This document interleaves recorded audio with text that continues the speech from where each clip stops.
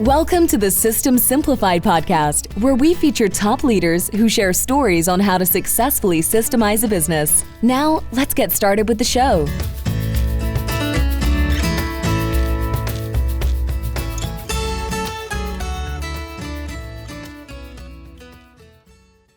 Hello, Adi Klevit here, the host of the System Simplified podcast, where I feature top founders, entrepreneurs, and thought leaders about systematizing a business. And today's episode is being brought to you by Business Success Consulting Group, where we create, document, optimize, and implement processes and procedures so businesses can grow and thrive. And today's guest is Laura Licursi. Hi, Laura. Hi, Addie. Nice to see you. Nice to see you too. I'm excited about our conversation. We actually met at the NABO, which is the National Association of Women Business Owners conference. I guess it was a yearly conference, but it was a special one because it was the 50th anniversary of NABO. And it's a great organization that I support. I was actually a president of our local chapter, and for a couple of years, a few years ago, and I love that organization and what it stands for. So that's where we met at a hotel in DC where the conference was held, and you told me what you do, and I said, wow, I'm super interested and I would like our listeners to learn about it as well. So I'm going to read your bio now and present you in the right light. So here we go. So you are the founder of Elite Virtual Assistants, which is a US-based agency specializing in high-level fractional executive and legal support for attorneys, entrepreneurs, and mission-driven leaders. With over a decade of experience building streamlined back-office systems, Laura, you are a champion for sustainable success through strategic delegation, which is very important, especially strategic delegation. There is delegation, but you want to make sure that it is strategic delegation so it actually buys you, the entrepreneur, time and things are being done correctly. So that's very good. And EVA, which is Elite Virtual Assistant, Eva. Yes. Eva has become a trusted partner for those seeking proactive professional support without the overhead of a full-time hire. Right. Good. And let's, we want to talk about your business, about what it stands for, and we want our listeners to walk away with real clarity about what they can delegate. And when you have that, when you understand that, you have then the feeling like help is possible and something can be done. Yes, exactly. It makes such a difference when you can delegate off those things that take up all of that brain space, take up time that you could actually be focusing so much more on yourself, on your family, on the growth of your business. And it's a huge relief, but it's like what you do, similar. It's systems and processes that make that all work, like they all work in conjunction with each other. Absolutely. So what was your purpose when you started Elite Virtual Assistants? So when I started, I had actually been working from home before the word virtual assistant was even coined a phrase. I started in 97 when I started a family. I left corporate America. And over the years, it was crazy just how much things changed. But I was always having other moms asking me, how are you doing it? I want to do what you do. I want to be, because, I still was able to work, but I was at all of my kids' things. I never missed a thing. And that's really what actually drove me to start the agency itself 10 years ago, was just to be able to have this opportunity for other women to be able to, have that. Not that there's actually, I think, a work-life balance. You have to really work hard to have that. But really being able to just give that opportunity to others, because it made such a big difference in my life. Absolutely. Absolutely. I can totally see that. So describe your clients when before they start working with you. Okay. So they contact you. What what is the scene? How is their life like? Usually it's I don't even I don't like to use the word chaos, but I can't think of a better word to describe it. Because it's like you know, if you think of a duck, that's like always they look so calm on the outside, but underneath you know, their legs are going like crazy to keep them afloat. That's the picture. You know, you try to make everything seem like it's okay, but you're actually drowning in admin work, drowning in emails. Things are slipping through the cracks. You know, a lot of times that's what it is. It's inbox overload, not being able to manage their calendar. Um, and especially when it has to do with clients, there's leads falling through the cracks. Client intake maybe is not a smooth process yet because you're too busy to even put the process together, right? You're just trying to do things as you go. So there's not this streamlined system where everything is done in a consistent manner. So that's usually the picture that we see beforehand. Right. So then you start working with them. So what's the first step that you do when you start working with a client? So what we do is we have a proprietary matching process or pairing process, if you will. And so part of our differentiator is our 90-day success plan that we have. And so we spend an hour onboarding our clients and our VAs. So that's, you know, we really try to lay the foundation for a successful relationship, you know, and that involves creating a communication plan, setting a meeting cadence, setting really clear boundaries. You know, if the client is, you know, if their goal is, I don't want to be working outside of 9 to 5 hours, that has to be set in the beginning. And then also setting expectations. So being really clear about don't assign work and say, if you could get to this as soon as possible. Assign work with a deadline, right? Like, because as soon as possible to you is completely different than it could be to me. So and we have our clients set 30, 60, and 90-day goals. So basically at the end of 30 days, what do you want to see? And we make them limit it to 2 to 3 things so that it's, you know, you don't want somebody taking over your entire, you know, business in 30 days, but what's going to make a difference? How are you going to know that you're being successful in this? And then we measure that at 30 days. We're checking in.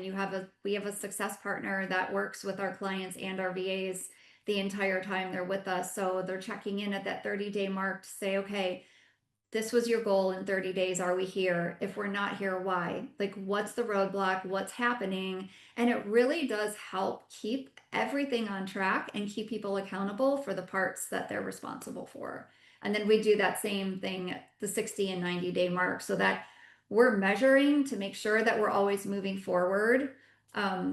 One of the problems before we implemented this 90-day plan is you know, we would just have people kind of not understand the different levels of delegation. You know, there's actually like 6 different levels that vary from delegating the work, having the VA do the work, but come back and check everything, right? Make sure that they're doing it the way that you want it done, but then not staying there, right? You want to move through the levels and then get to level Let's talk 6. about those levels. That interests me. So what are the different levels of delegation? Yeah, so basically it's just moving it's moving up in increment like little increments of going from that checking in to make sure everything's being done right to getting to level 6, which is delegated and forget it, which that's where everybody wants to be, but you've got to start with level 1, you know, So because now our listeners, that's actually very interesting because, you know, our listeners are entrepreneurs, fast-growing companies, lacking consistency. Delegation is always a problem. You know, I can tell you, even for myself, you know, and I delegate and I know how to delegate, but it's always, you know, you can always take it to the next level.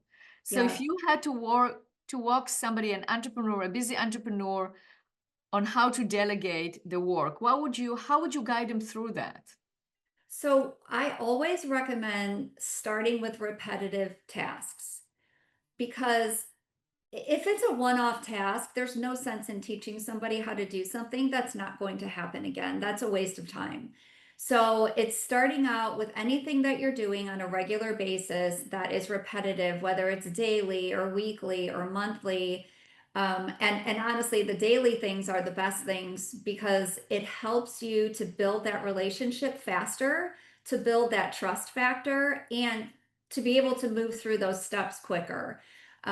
So things like inbox management, that's usually the very first thing that people will say is on their plate. It's too much, it's overwhelming. So that's actually a great place to start. Or managing somebody's calendar, making sure that your assistant is looking ahead, like, hey, you've got these 4 meetings next week. What do we need to do to prepare for them? Or what do you need from me to do this? So anything that is repetitive, and a little exercise I like to give people because I taught a delegating workshop years ago, is start taking notes every day of what you do.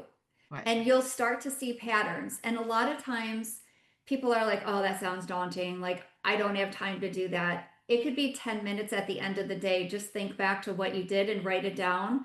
I'll tell you, as many times as I ran that workshop, at the end of that workshop, because I did the work with them, I always found more things like, oh my gosh, I can't believe I'm still doing this. Like, sometimes you just don't see those blind spots unless they're obviously right in front of you. So, True, very true. Okay, yeah. so you do that, then that's the next level. What's the level after that? So the next level is just basically, you're moving up to get to that delegate and forget it. So it could be, okay, you delegate something, the person then does it and then comes back to you and saying, okay, this is the decision that I made. Was it the right decision? And then you're just kind of like slowly working your way up. I actually don't have the exact like levels in front of me right now to speak to all of them, but basically it's just those little steps forward until then they'll do the task themselves, make sure that they made the right decision, and then obviously working through 5 and 6, which is okay, now you know exactly how I do things, how I speak, what my tone of voice is. Go ahead and you can handle it from here. Absolutely. So it's interesting that you mentioned that inbox is one of the first things, because I also hear that I heard some people say, well, how am I going to ever delegate my inbox? I have probably like 3 clients that come to mind that have told me that. We don't help them with that, but I know it's a process because we help clients with processes. And they go, like, yeah, hiring a virtual assistant or an executive assistant, how can they ever handle my emails? Which I don't, I have my the office manager handle my emails and communication, and I cannot live without it, right? I will go crazy. I would not be able to do anything if Yes. I didn't have somebody handling my emails. So my question to you is, what techniques do you use, or what techniques do you recommend for our listeners to use if they would like to delegate their inbox? So a lot of that is it is putting the time in the beginning to know what you want somebody to handle and what only you can handle. So, and that can involve it's usually involves like a system, right? Like, so the way that we actually created a whole new service just around inboxes called Inbox Rescue because it is the main thing people come to us for. So it's setting up a system, and obviously it depends on what type of what you're using, if it's G Suite or if it's Outlook, but kind of setting that up. Do you want to use a folder system? Do you want to use a tagging system, a priority system? Really understanding kind of how you use your inbox today. What are the things that are not working, and what can we do so that when you open your inbox in the morning, you're only looking at the things that only you can handle, and everything else is being taken care of. And when I say taken care of, that could be forwarded to somebody else, creating a bunch of templates that the person can easily just reply. Again, every situation is different, but it really is understanding. It's so individualized because everybody looks at their inbox differently and wants to see different things. So yeah, typically it's like setting up a folder system, tagging system, something like that. And then teaching, you have to still teach the EA like how you want your things handled specific to how you handle things, because the way you handle something could be completely different than the way I would want it done. So Absolutely. again, just How long does clear. it take? How long do you think it takes to actually be able to teach an EA how to use somebody's inbox? Well, it's Or hard how to to put it. handle somebody's inbox? Yeah, it's hard to put a time on that. Like I will say I'll just use our inbox rescue service as an example. That's a 30-day process from start to finish. So, it's kind of like an intake process, asking questions, again, how you use your inbox, setting up that system, showing you that system to say, does this look like it'll work for you? And then implementing that so that we're unsubscribing to things that you don't need to see anymore. We're filtering things that need to go in the right places and then training you on that system and how to use it. But again, another really good way that you can set up your own training is just as you're going through your inbox every day, start recording what you're doing, like using Loom or Scribe or some kind of screen recorder, and you're actually getting the work done, but you have a training video for somebody to hand over and say, like, these are key people. I need to always see the emails coming from XYZ. For these emails, I have these templates created, or I'd like them created. And my one tip though is always keep those Loom videos to 5 minutes, because you don't want to make a 20-minute video and somebody actually needs the information in the middle of that. Keep them short and sweet and just very specific to each task. Absolutely. And then you can also take the transcript and get AI to write a transcript to explain the different rules. And create that process. Yeah, that's the way I train my assistant. Is I recorded myself handling my emails for 2 weeks, and then we wrote a standard operating procedure, and that's before ChatGPT. So we had that standard operating procedure, and then he left, the assistant left, and then I hired a new assistant, but the procedure we already had written had the rules on how to handle my email. And I also still recorded my videos on how I handle my emails. So then it's easier to see, but then you can also, the person who watches those videos can see the pattern and figure out what is it that we need to do in order to make sure that the email is being handled. Yes. That's excellent, excellent. Laura, what do you think are the biggest fears of executives, or what are they afraid of or anxious about in terms of delegation? Well, I think that's a loaded question. I think the big one, it is trust, especially, you have somebody in your inbox and you don't really know them yet, right? But it is really being able to let go, to let somebody help you, because especially solopreneurs, we just have that mindset that nobody can do it as good as I can. Nobody's going to handle this like I would handle it. And it's really being able to say, okay, nobody's going to do it 100% of the way that I do it, but what am I willing to accept? What's my percentage acceptance, right? Is it 95% of the way that I do it, 90%? Like you just have to like know that going in, right? Is that they're not you. They're going to be doing things differently, but you have to only know like where it's okay and where it's not. Absolutely. Absolutely. Yes. Well, Laura, if our listeners would like to get a hold of you and inquire about your services or get more information about the different methods that you talked about, I mean, the 6 steps of delegation and your inbox rescue, which I think sounds like a great service that a lot of entrepreneurs can use, how can they get a hold of you? Yeah, so they can visit our website. It's elitevirtualassist.com. connect with me on LinkedIn or email me, which is laura@elitevirtualassist.com. Excellent. Well, Laura, thank you so much for being a guest on this podcast. Thank you, Adi. It was great. It was great to be with you and talk to you.